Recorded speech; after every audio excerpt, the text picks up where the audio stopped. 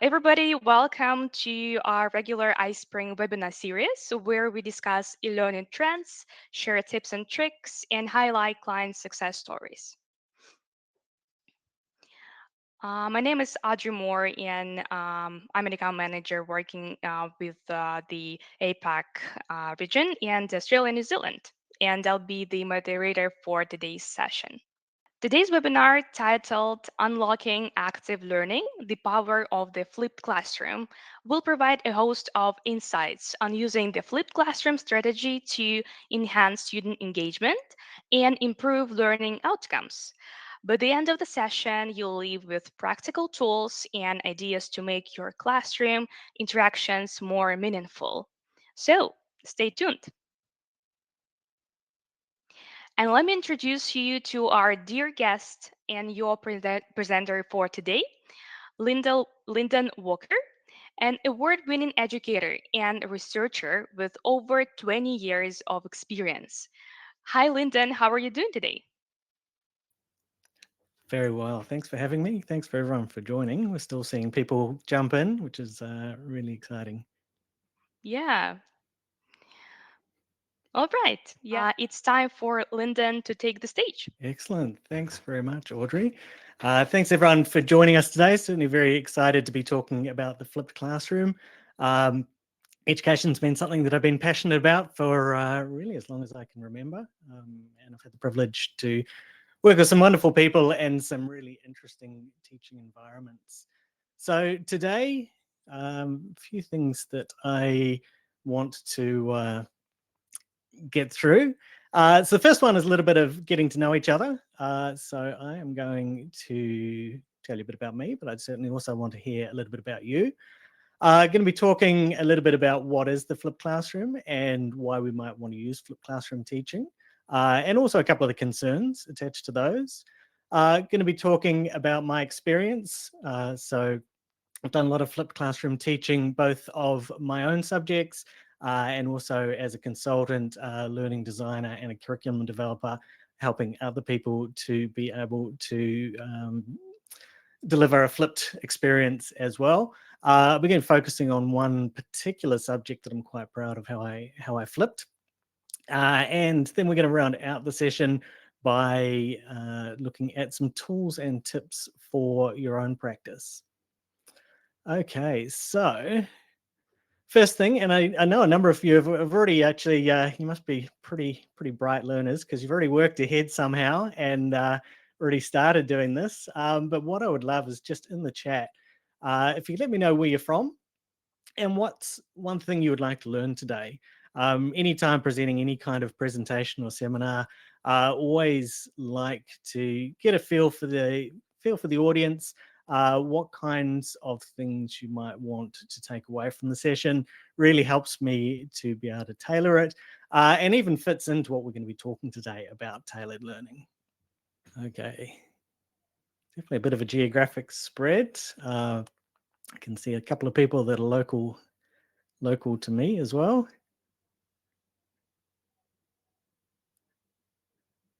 Awesome. So as Audrey mentioned, as we go along, if you have questions about a particular slide, certainly throw those into the chat. I have that up so I can see the chat.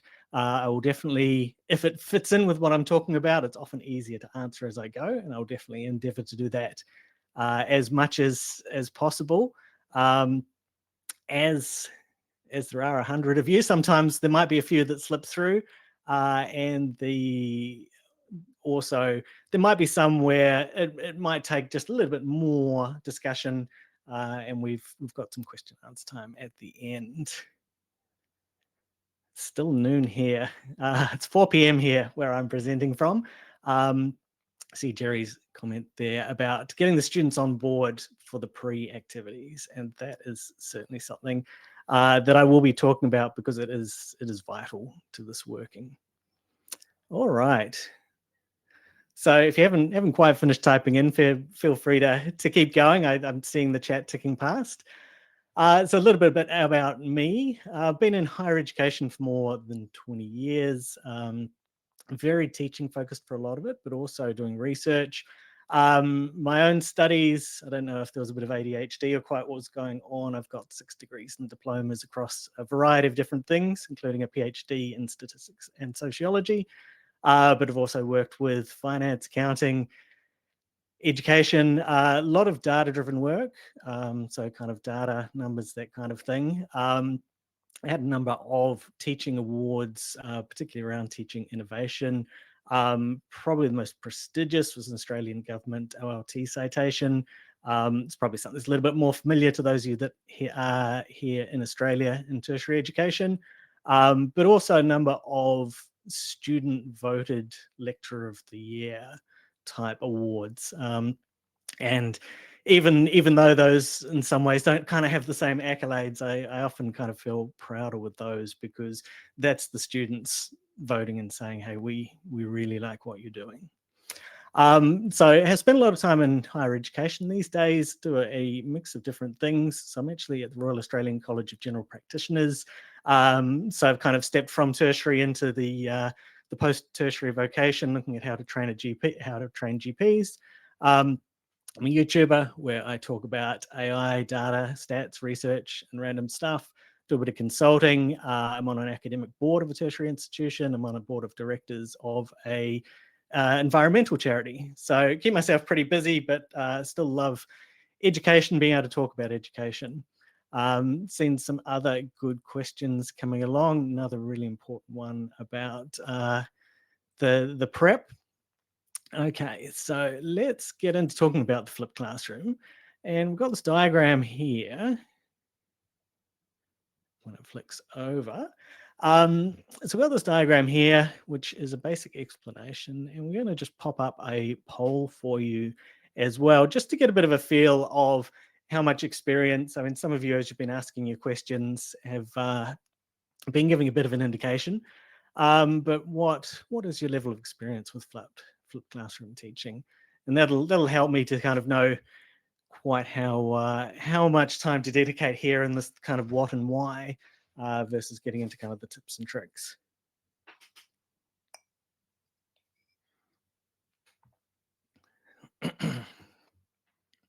Okay.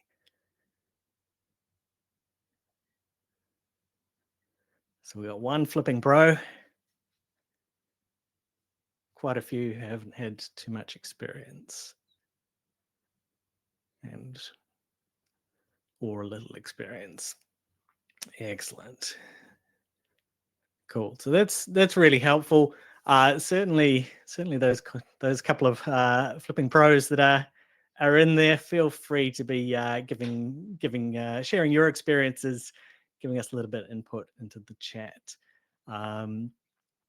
Okay, so flipped classroom. What is it? We've got this diagram here from University of Texas. Did a bit of searching to try and find the perfect diagram, and I couldn't really feel one that I thought was the perfect diagram. This is kind of about as close as maybe we might get. And so basically the concept is we've got the 3 different periods of learning. There's the pre-class, the during class, and then the post-class. And the idea, the whole kind of notion of this flipping bit is that if we think about a much more traditional environment, the classroom, and particularly in tertiary education, where you had lectures and lecturers, was very much about information transmission. So you had someone who was there at the lectern on the stage, and there was a lot of kind of talking at the learners. And the idea with this flipped classroom is to really try and get that transmission out of the classroom, and instead really take advantage of that classroom time for active learning, for being able to take advantage of you and the learners being together and being able to interact in a synchronous way, to be able to give feedback, to be able to do activities. And so if they're already coming in having done some pre-preparation, then ideally that's going to open up lots of that class time for this interaction. And then post-class, they are going to be focusing much more on reinforcement, whereas that more traditional, they got talked at, then maybe they've got some homework, but with the homework, they haven't had that opportunity to practice. They haven't had that feedback to be able to really kind of get some mastery, get some understanding, and it becomes harder. It becomes more frustrating for them. So that's the general premise. The one thing where we see a lot of the diagrams trying to show what the flipped classroom is, and we can see it here. We've got the learner there in the bottom left, staring at a screen, and on the screen, there's the person kind of looks like they're giving a lecture. And to me, that's really the wrong way, or not the ideal way of going about it. We want to move the transmission out of the classroom, but we also want to be able to convey information in a really active and interactive way. And I think where people sometimes struggle is they say, well, I had a 3-hour lecture, I've got a recording of that. That's now the pre-class. We'll do the activities, but really that's just not a practical, not realistic thing in terms of the what you could be doing for pre-class. So when I talk about my examples, give some kind of examples of what I did, and then later on with the tips, we'll talk a little bit more about that. But definitely something I wanted to highlight up front is that pre-class, we really want to think about that as still being good, engaging learning as well. Okay, just flick back to the polls page. We've had one more pro jump in there, but lots of folks who are fairly new to this. So hopefully as we go, you're finding it enlightening in terms of maybe the slightly different paradigm of delivering education, and also maybe getting some ideas for your own teaching, because it is going to vary by subject. It's going to be vary by the level that you're teaching as well. I mean, this is something that you could be employing at a school level, at a tertiary level, at a kind of vocational or post school or post tertiary level. But in each case, it's a case of thinking about, for my content, what's going to be the best way of doing this. Okay, so this is just a little bit of summary of what I was saying. So we've got that pre-class, and it's information transmission, but we do really want to make sure that it's a good active fashion of doing that. We've got the in-class, and that's where we've got the learners and the instructors together. And depending on how you're teaching and what you're teaching, maybe you'll have learners that have discussion boards on the LMS. Maybe they can email you, but all of that's asynchronous. All of that's going to be a time lag. You and them in the classroom, making the absolute most of that. And particularly, depending on where you are, a lot of tertiary institutions have really been trying to cut that time down. So it becomes more and more important to try and value that. And then also thinking about the post-class time. So how can we reinforce the learning that we've done? And it's reinforcement rather than that initial practice.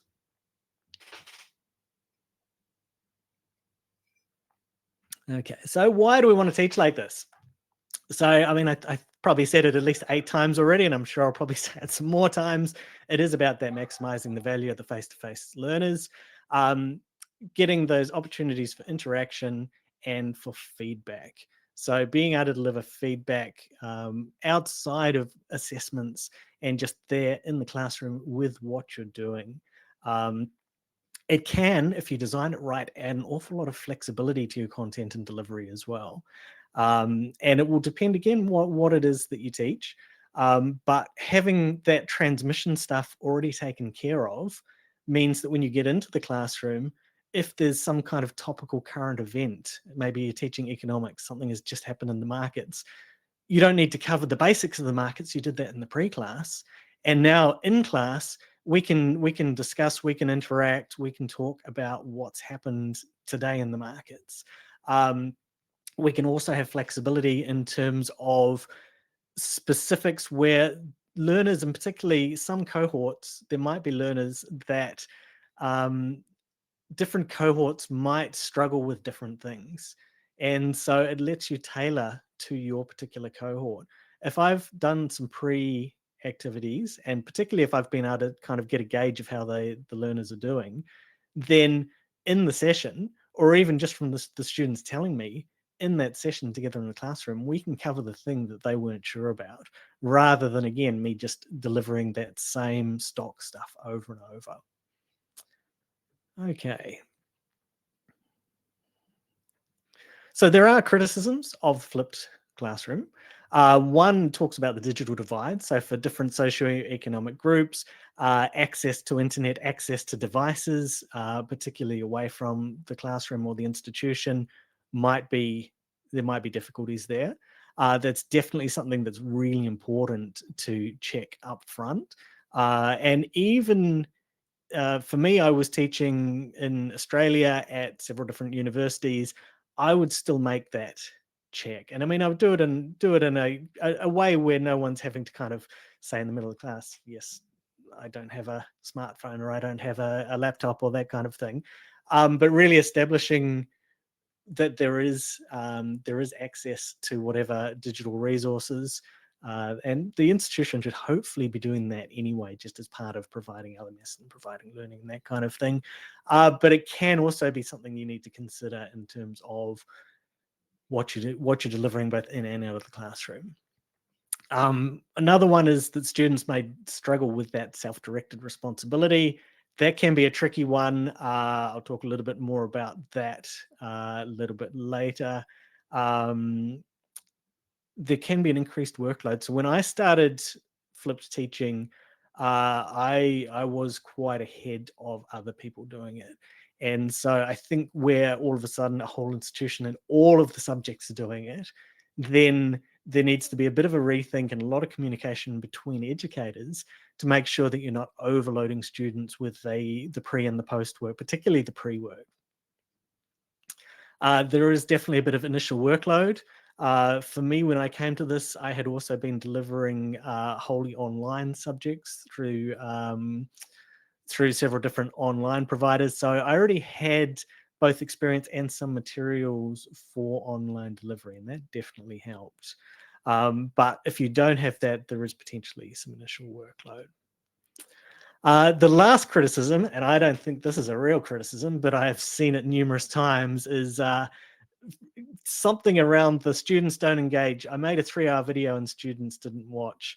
And I've had this come up a number of times, and I've had to say just quite as kindly as I could to colleagues or people that I've interacted with, look, I love statistics, but if you tried to get me to watch a 3-hour movie about statistics, it's probably a bit of a big ask. So we still need to think about what is good, sensible ways um, of providing our information transmission to our students, and it is almost never going to be a 3-hour video. Not saying you have to turn everything into TikToks, but there is definitely limits there on what people will actually sit and be able to get through. So being realistic about things is really important. Okay, here we go. I haven't really seen any questions pop up. Everyone's happy so far?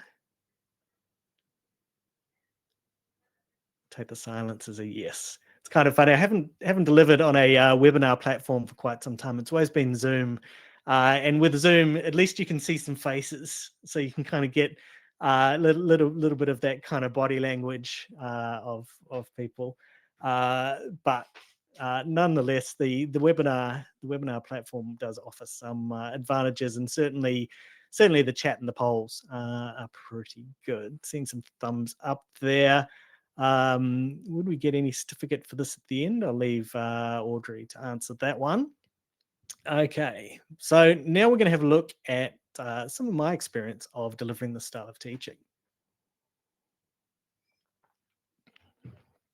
Okay, so I inherited a subject, and this is a good number of years ago. I've taught flipped style and helped others with it for a good number of years. This is quite a number, well, maybe 10 years ago. It was pre-COVID.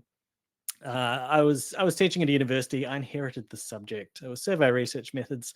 I have a lot of experience in delivering surveys. I've delivered nationwide surveys and both online and even kind of dating back to where we had them on laptops and kind of clunky things like that. I inherited the subject survey research methods. Some of you might recognize the picture there of the teacher from Ferris Bueller. So a bit of a pop culture reference for those who are familiar with that movie and his style of delivery. This subject, it had issues with success and retention. It had very low student satisfaction, and it was taught in the very traditional way. There was a lecturer who stood there and just talked to the students. There was very little opportunity for practice and for feedback. And when we're trying to write surveys, and it had survey construction, it had survey analysis, these are things where practice and feedback are vital. So if I'm trying to teach someone how to write a survey question, I can't just say, do this and this and this, because depending on who I'm trying to elicit information from, the way that I ask a survey question can vary quite a lot. Even something as simple as kind of age or age groups, depending on who the cohort I'm interested in, that might vary. And so we need to really have lots of practice and lots of feedback. And so this was part of me kind of going, okay, I've taken on the subject, not happy with how it looks currently. This kind of flipped teaching movement was really just starting to kick off. I'm going to make this 100% flip. This is going to be my experiment.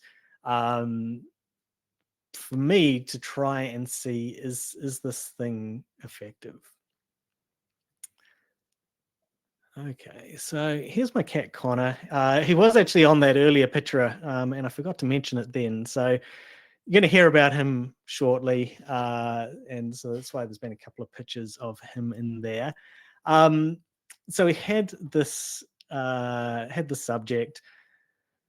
Day one is probably, I mean, really any time you're teaching, day one is the most important. But if you are going to be, and this goes for any kind of teaching and education, if you're going to be doing things that are a little bit different from the norm, then day one is even more important. And so the thing that I made really sure, day one, this is what this is. This is how I'm going to teach you, and this is why I'm going to teach like this. So really, really clear explanation. I'm not just doing this because just for a bit of a laugh. It's actually quite a lot of work. But I think that it's going to be really valuable for you students. And so being very, very explicit with what kind of flipped classroom for me in the subject is. From there, and we don't get into the expectations of the students or me until we've already looked at what is the flipped classroom. And certainly these days, there's plenty of research evidence to show the effectiveness. So here is what we're doing. Here's why we're doing it. Here's the evidence. Okay, here's the value to you as the learner. Let's talk about the expectations. You, the learner, are going to have to do something a little bit different. And so going through the expectations, making sure that the expectations, there's some symmetry there. I'm going to say some things I would like from them, but it's the opportunity for them to provide their expectations of me as well. I think in any education environment, that's really, really valuable. And from there, what I would also do, and very much like I did at the start of today, is I would give the students opportunity to say what they would like to cover in the course. And I've got a big asterisk there because I know that depending what you teach, the degree to which you can do this is going to vary a lot.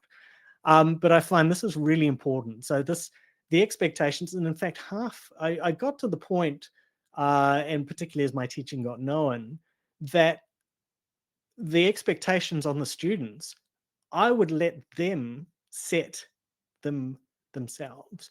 So I would say, I have some expectations of you, but maybe you can tell me what those should be.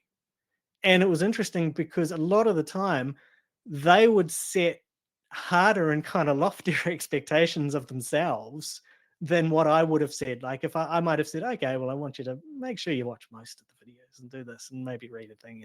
And they would come up with something that was far, far more rigorous than what I actually wanted. So then I could even kind of tone that down a little bit.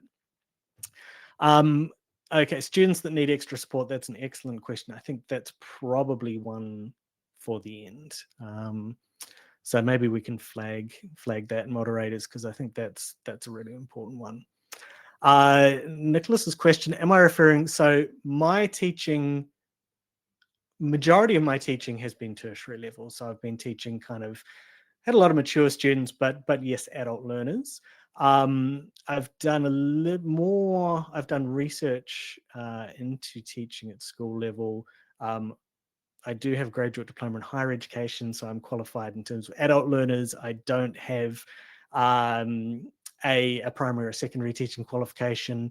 I have done research at those levels. Um, Most of what we're talking about is hopefully going to apply, but certainly this example, talking about survey research methods, this was a second year undergraduate university course.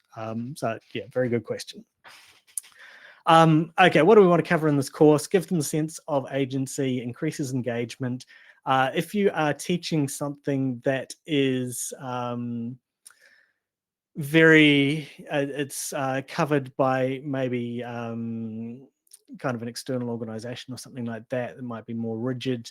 But we really want to give that sense of agency. Maybe if it's surveys, then if I had a lot of marketing students, we're going to focus some examples there. If I had maybe some kind of health sciences, they can be going to an evaluation. So sometimes it can be kind of just those fringes instead. Okay, can videos modules? That's also a good question that I think we will leave to the end. Thank you. Okay. So how I did it, pre-classroom activities, Blackboard was the LMS that we used. Tried to, it was kind of videos, but always kind of short, snappy, to the point videos. Sometimes there was some readings. I always tried to have some sort of activities, interaction there as well. So it was still active learning. It wasn't passive learning, staring at a screen, watching a video for too long. And particularly now there's some tools, keeping an eye on the time. Hopefully we'll get to the tools section. There's some really great tools to be able to add even more interaction. Needed to make sure there was really clear value to the students, and needed to set the class culture. And this is vital. This is how we get everyone getting on with that pre-class activity. And one of the ways, and this is why the cat keeps appearing in here, particularly this time next to the old microphone. One of my very early classes, I had recorded some materials, and it was bang on. It was perfect, except for the cat meowing. And it was so good. I didn't want to do it again. And it's like, fine, the cat stays in there. And the class that week, students started asking about the cat. I'd never told them about the cat, but they wanted to know all about the cat. And so then that told me they must have watched that material because they had heard about the cat. And then the one or two that hadn't were like, what are they talking about? What's the cat? And then I even started to build a little bit of gamification in. So if you did the pre-class, say there's like a little quiz at the end of the video, you did that. All of the LMSs have adaptive release. It adaptively released a picture or a video of the cat. Really easy, really simple. Students loved it. Doesn't have to be a cat. My students love the cat, and I had a cat, and it worked really well. But some of that just really simple stuff gets them engaged. They are then wanting to see the materials, wanting to do materials. We're kind of adding a little bit of we want that intrinsic motivation, but a bit of extrinsic motivation in there as well. Then we came to the class. So my particular class, I had kind of a 1 hour, a lecture, big tiered, there, lots of people. Then 2 hour tutorials, flat bench classrooms, smaller. In the 1 hour, I'd always start with a short recap. I wanted everyone to be able to do the activities. So I would make sure the recap was just enough that you could kind of struggle through the activities, but you would also know that if you'd done the pre-class material, you'd be doing much better. Different subjects, that's going to vary a little bit how you do that. I would open up for any questions or requests of topics to focus on. And then we'd go through a number of small activities. I've tried to make it really ultra dynamic. So that was very much around students, and I knew this topic material very well. I knew the things people normally struggled with. So I was coming in armed with stuff to do, but I was also very, very confident and experienced in teaching this. So I was able to kind of make up some activities as we went. I would try and kind of bundle them kind of one into the next. Sometimes we might do things like we might have an activity, we were trying to write a certain type of survey question. I would use a in-class polling tool. I would have that on a laptop just next to me that I could see, they couldn't see. I would look at their responses coming in. Based on their responses coming in, the next activity on the whiteboard, I would put up some examples. It wouldn't be their examples, but it would be examples that had the errors that I had seen that they had used. So no student was getting shamed for doing it wrong, but I was getting to reinforce here is some errors. So the next activity would be, let's look at these questions, let's evaluate and see how we can improve them. Very much that kind of dynamic. The 2-hour class, I had a lot of small group activities. They were normally one or two really big activities. Survey research was really good because there was lots of double up where, say, I could kind of use Qualtrics and use that maybe 1 week for my surveying tool in the class. But then I could open up the back of Qualtrics and we could look at Qualtrics. So they're learning about Qualtrics. It's part of the delivery, but it's also part of the learning as well. And that's something that's maybe fairly unique to survey research methods, but I could see if you're teaching maybe some sort of computer programming, your delivery and then going, okay, well, I just coded this neat little thing up for you, and then you did some practice on it. Now let's look at the insides of it. So whenever you can, getting that double value out of the way that you're delivering what you're delivering, and then kind of that second level of learning, I think is really, really valuable. And with all of this, it was all about me and the students together, them working, me being able to make my way around the classroom, give individual feedback, as well as through those polling tools, being able to see their work, being able to give collective feedback, and as much as I could, the individual feedback as well. Okay, so I did all that, and then came the end of semester, and did it work? Well, from a pass fail grades point of view, halved the fail rate, big increase in terms of distinctions and high distinctions. Students all of a sudden were really engaged. In addition to the regular evaluation that was happening, I also did a research survey. 3/4 thought it was better. And again, this was at the time much newer and more unusual. They weren't getting this in a lot of other classes. Just under 1/4 didn't really care. They were kind of like, whatever, talk at us, flip the classroom, don't care. And then there was a very small percentage who thought it was worse. And it was really interesting in the comments that they would make, because the comments that they would make always used terms like normal and regular. And so that really highlighted the power of expectation. If you expect to be taught in a certain way, then there's going to have to be some shift there in terms of your expectation, how you think teaching should be happening. And again, that comes back in part to that day one, really selling this to them. And then ideally over those first few weeks, hopefully most students are starting to recognize, actually, even though I had to put in that pre-class work, it's a bit more work. HD is a high distinction. Yes, apologies. That should definitely not be an acronym, because we are not all in the same grading scale.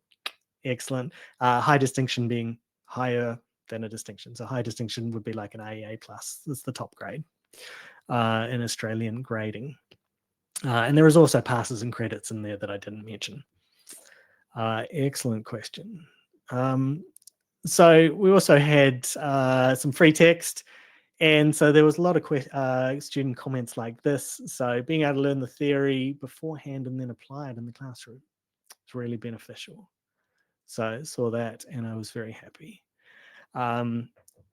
Actually motivated to come to lectures. And I gather that now, kind of 2024 post-COVID, getting students into a classroom is even harder than it used to be.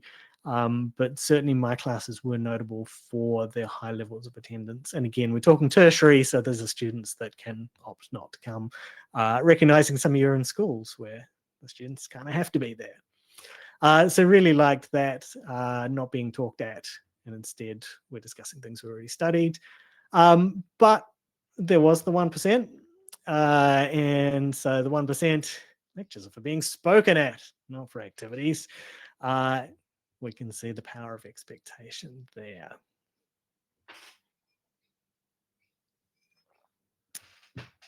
Okay, so that was my experience.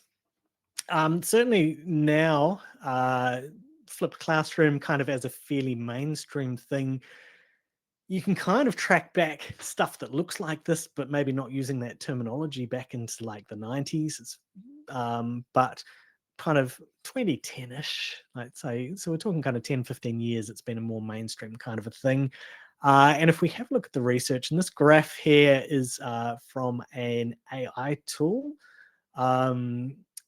Justine's question is excellent. Let's flag that one to the end. The published research, there's now a fair bit.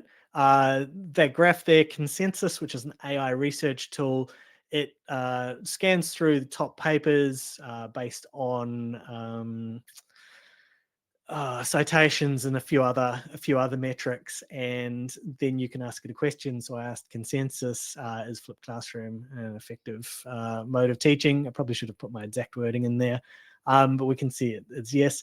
But when you look at the published research, to me, there's kind of three waves.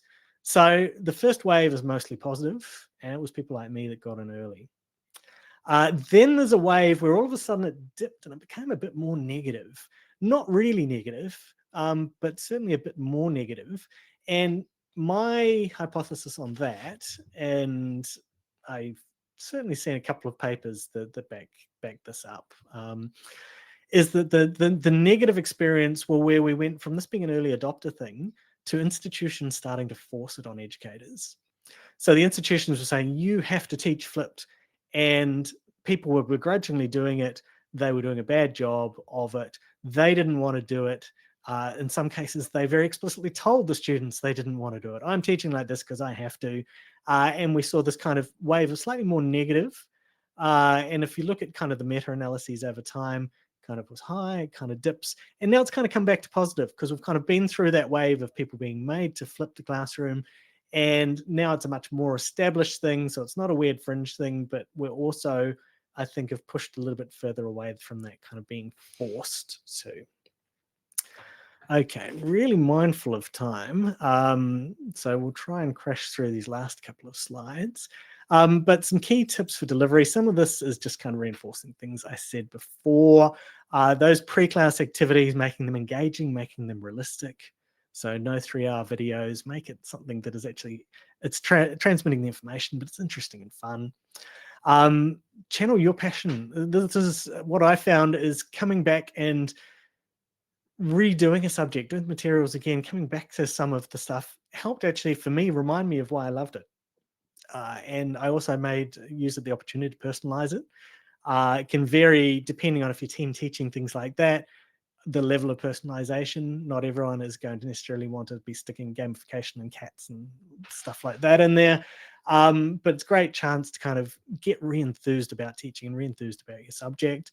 If you are in a team, though, hopefully you can approach that development as a team.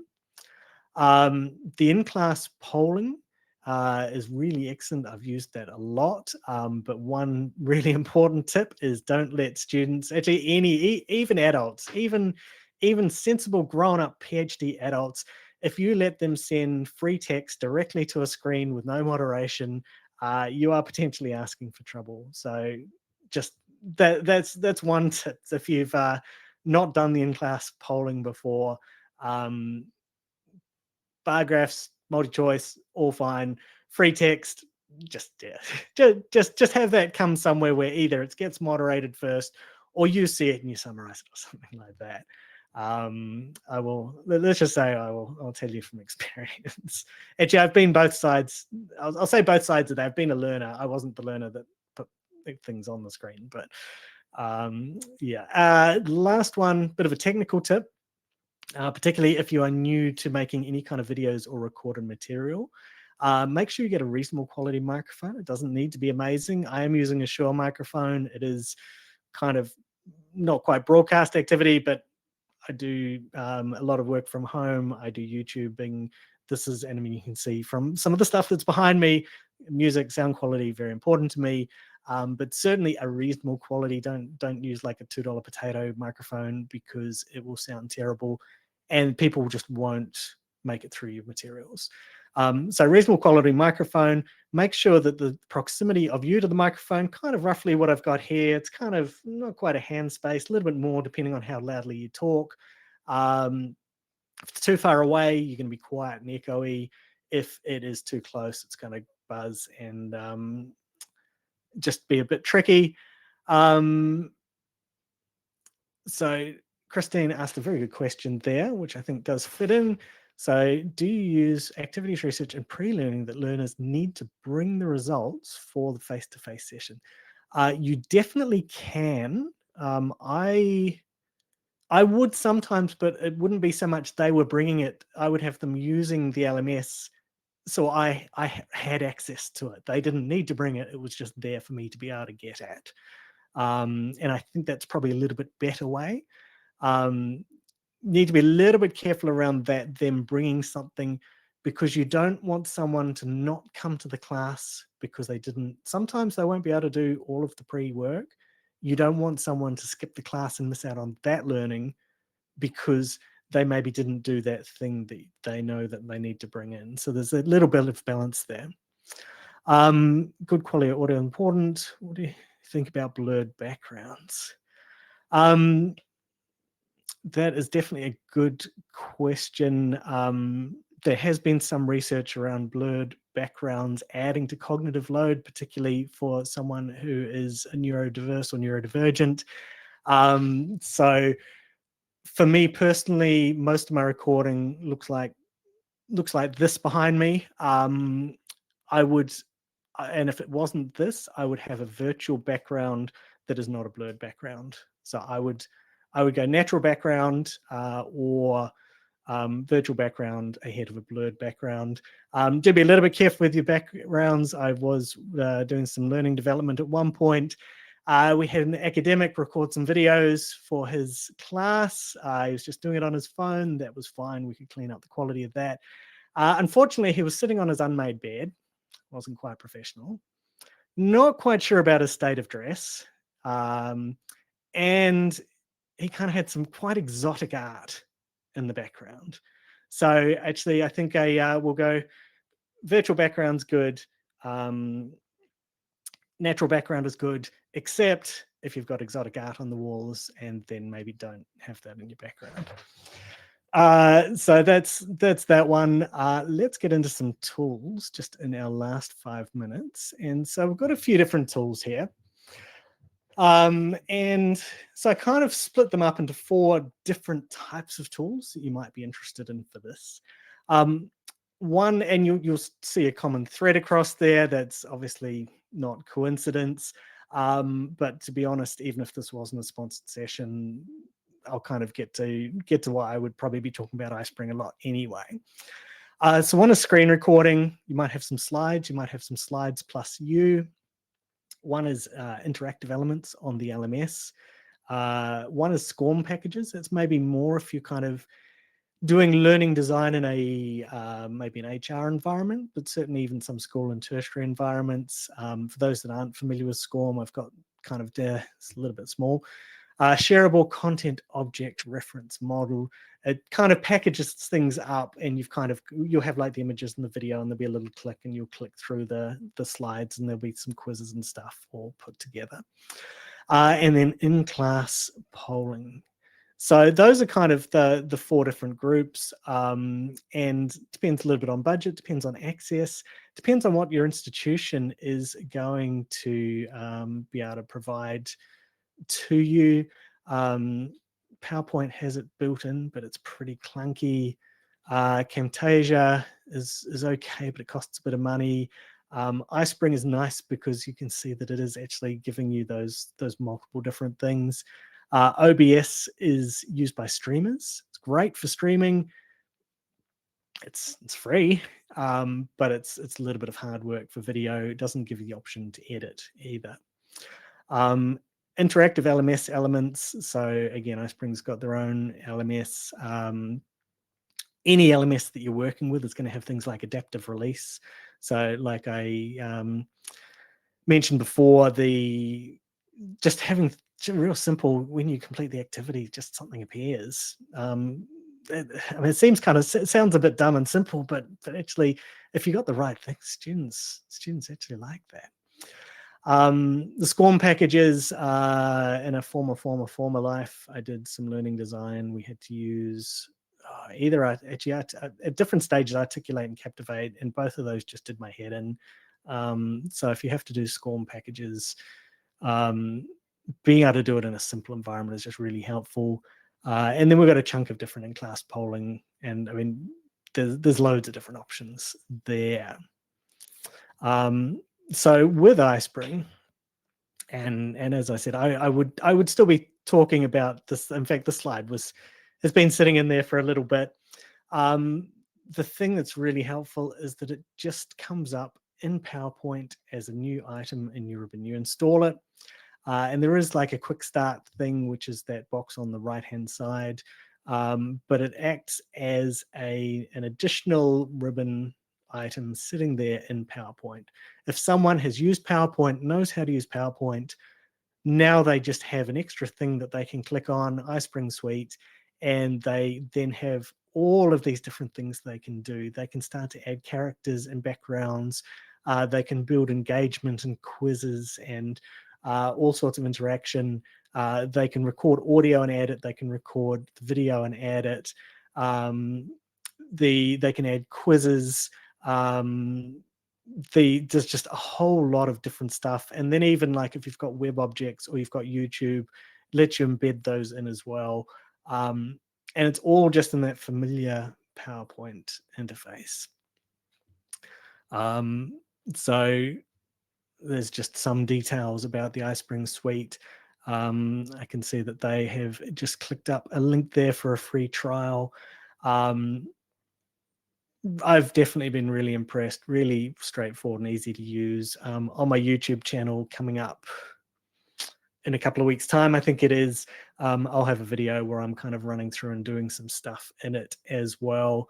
But just really convenient. On the iSpring website, you'll see there's a whole lot of case studies. There's a whole lot of examples, far more than what I can show you in a couple of slides.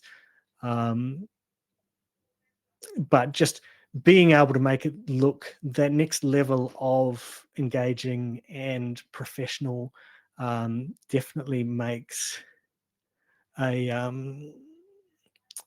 you say well yeah well definitely makes it a much more opportunity to kind of make something that's interactive and engaging. It's not just a video that people are playing. Anyway, I think we have managed to come in right on time with 10 minutes of questions. So hopefully we've had Audrey just pop back up there. And yeah, I know that we've kind of flagged a couple of questions. I don't know if you want to kind of scroll back and... Yeah, so Lyndon, thank you so much for the session. It was really great and so much practical information. Uh, there have been a lot of questions. Yeah, They have. so I'm afraid we are time limited. Yeah, but anyway, yeah, I flagged some questions, so feel free to choose, yeah, and answer the question. Yep. Would you like Yep. me to share them, or you would like to select? I'll have a bit of a scroll. So we've got one Okay. from Justine. Is flipped classroom applicable for all subjects and disciplines?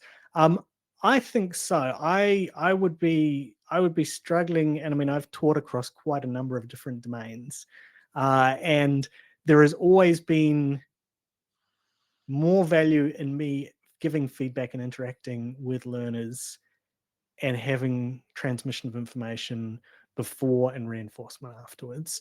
I mean, I can't think of a subject or a discipline or a domain. The exact how you do it might vary a little bit, because there might be some things. I mean, if we're teaching someone how to pull an engine apart. They can't do that in the pre-class, but we can certainly give them some of the theory about how an engine works and what the components are and the steps we're going to be taking. Really, yeah, I would be struggling to think of anything, and in my experience, it's worked well with everything that I've taught. So they had another one that was about a student who needs extra support.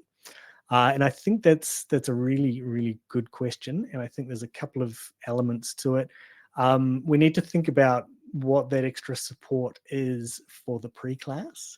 So if it is maybe whether it's vision challenge, hearing challenge, some of it is some of the same kind of things that hopefully your institution is providing anyway for that student with their learning already.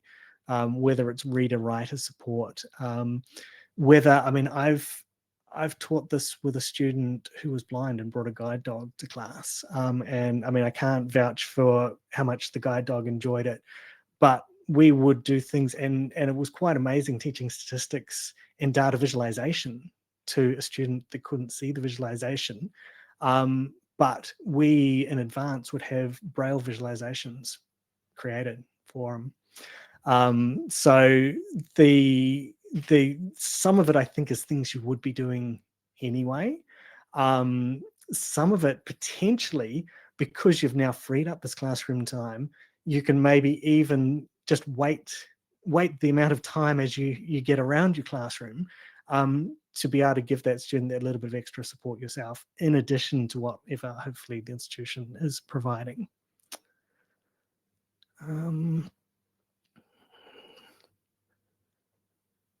How to conduct flipped classroom for high school students. I think to some degree it's the same. I mean, some of those considerations around having that kind of time and access at home and what they can do at home is going to be important. But certainly, I mean, for a high school, I mean, it's been a long time since I was at high school, so possibly things have changed a little bit. But if students had some level of homework anyway, then homework, we can maybe start to split that homework into the pre and the post, instead of it all being post class practice. Some of it is pre and some of it is post. And again, that's probably something where at an institutional level, thinking about how you can do that practically so the students don't get overloaded is going to be really important. But certainly that's how I would be thinking about it.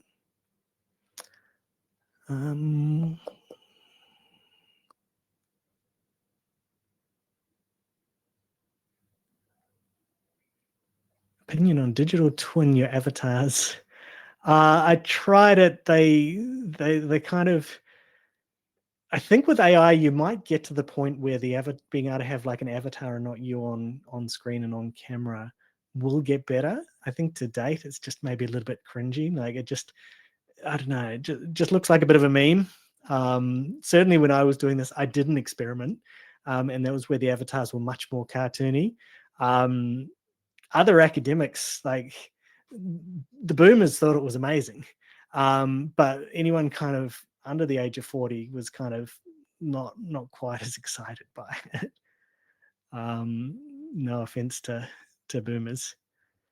Can we use primary schools? Probably starting to get a little bit harder. I think it would be maybe the senior part of primary school where you had that expectation of the out of classroom stuff.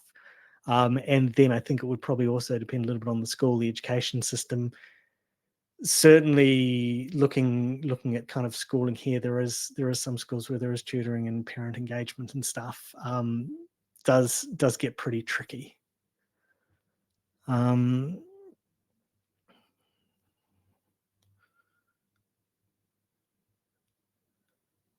not allowed to award marks. Yeah, it's an interesting point that Jerry put there about not awarding marks for gamification. Ideally, if the gamification has a fun element, and some of that kind of does rely a little bit on your personality and the student's personality matching up, then the funness of the game. I mean, people played Flappy Bird, which was a horrible, terrible game of just a bird trying to get between gaps for hours and hours and hours. Like something that's just a bit silly and fun. And I'm not saying use Flappy Bird for teaching your students, but it can be some pretty simple stuff that's not attached to marks. And as long as kind of some of the cohort get going, get enthused by it, that tends to draw the rest in. Um,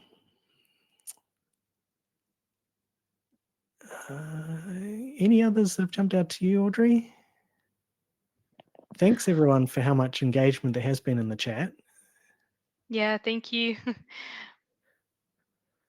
Um, So, if we got mhm. time for one more, I think you answered practically like almost the question, all the questions here. I was just going to go with the one that just popped up about the Okay. managing students' workload. I think if a whole institution's going flipped, that's really important, and that is something ideally like dean of teaching and learning or whoever that kind of person that's leading an institution level change really needs to be on top of, so that you aren't overloading students. I mean, with my example, my students weren't getting flipped classroom in any of the other classes, or maybe one other class in the institution at the time. Um, so the I didn't have as much of that as there probably is now. And so it also probably depends how structured what the students are studying. If they're all studying a very similar structure, it's going to be much easier for you to talk to the 2 or 3 other people teaching them. If it's all over the show, then it can be quite tricky. Okay, I think we're pretty much just on time. There was a question about Yeah. a second session on this topic. Do you mean this again or more new stuff? Yeah, probably they're excited about the topic of our today's session and they want to know more. Advanced. Awesome. Yeah. All right. So I think that was our last question. Can iSpring integrate LTI with Moodle? Um, so if you're talking about our authoring tool, absolutely. You can convert your presentations to SCORM and publish to Moodle. I mean, using our authoring tool with all the interactive features. That was that was the question for me, right? And yeah, so I'm gonna send the link to our survey. So before you go, please feel free to complete this survey if you and you will get the guide on the 15 course design mistakes. Yeah, and I think all right. There's one more question for Lyndon. Do you think students should be encouraged for independent studies before flipped classrooms? Um, Good question. I mean, the flipped classroom gives the structure and guidance. There'll be some, and it varies by what you're teaching, as to what percentage are off doing their own independent studies. I mean, I've had students that have come in and asked me the most amazing questions because I managed to capture their imagination, and they went out and they read stuff, and they came in and they were asking me questions that I really had to think about. So there will be some students who are doing independent study, but there's some where creating this structure with the flipped classroom is going to get them doing that out of classwork that they probably wouldn't be as independent studies. So I would say for more cohorts, it's probably the flipped classroom and the structure is maybe the gateway to them doing independent study, learning even more themselves. So I would think about it that way around. Yeah, Lyndon, thank you. All right, so it's time to wrap up. And before we go, I've got great news. If you're looking to create studying e-learning content, now's your chance. We're happy to provide you with a special discount of 25% off from the iSpring Suite Max package. So the offer is valid till the end of December, and you will get the promo code in the email after the webinar. So, Lyndon, again, thank you so much for sharing all these insights with us and doing this fantastic presentation. And thank you, everyone, for joining us this hour. Yeah, so here are here are the thoughts. Thank you, everybody. Okay, so hope you have enjoyed our session. Yeah, bye and take care. See you next time.